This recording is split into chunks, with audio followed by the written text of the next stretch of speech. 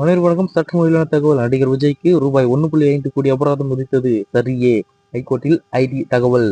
இதை பற்றி தான் கூடுதலாக பார்க்க வரும்.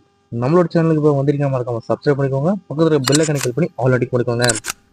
கூடுதல் வருமானம் 15 கோடி ரூபாயை மறைத்ததற்காக 1.50 கோடி ரூபாய் அபராதம் செலுத்தும்படி நடிகர் விஜய்க்கு பிறப்பித்த உத்தரவு சட்டப்படி சரியே என சென்னை உயர்நீதிமன்றத்தில் வருமான வரித்துறை தரப்பில் தெரிவிக்கப்பட்டுள்ளது.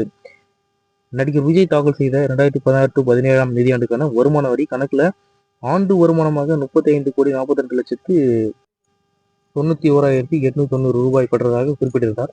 அந்த ஆண்டுக்கான மதிப்பீடு நடவடிக்கையை மேற்கொண்ட வருமான வரித்துறை விஜய் வீட்டில் 2015 நடத்திய சோதனையில கைப்பற்றப்பட்ட ஆவணங்களுடன் ஒப்பிட்டு பார்த்தது. அதன்படி புலிப்படத்துக்கு பெற்ற 15 கோடி ரூபாய் வருமானத்தை கணக்கில் காட்டவில்லை என்று கண்டறிந்து இதையடுத்து வருமானத்தை மறைத்ததற்கு 1.50 கோடி ரூபாய் அபராதம் விதித்தது. கடந்த 2022 ஜூன் 30 சொல்லியிருக்காங்க. இதை எதிர்த்து சென்னை உயர்நீதிமன்றத்தில் நடிகர் விஜய் தரப்புல வழக்கு தொடரப்பட்டது.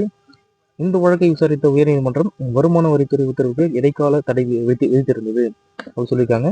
பிடிக்கணும் ஒரு லைக் போட்டு வீடியோ பாருங்க.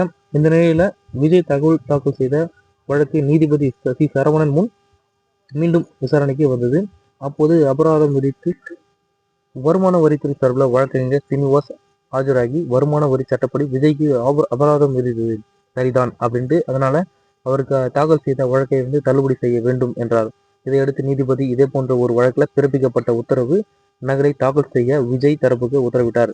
விசாரணை அக்டோபர் 10 தள்ளி வைத்தார் சொல்லியிருக்காங்க. இது போன்ற தகவலை உடனுக்குடன் துல்லியமாக தெரிஞ்சுக்கொள்ள நம்மளோட சேனலை சப்ஸ்கிரைப் பண்ணி வச்சுக்கோங்க. பக்கத்தில் பெல்லை கனெக்ட் பண்ணி ஆல்ரெடி பண்ணிக்கோங்க. நன்றி, வணக்கம்.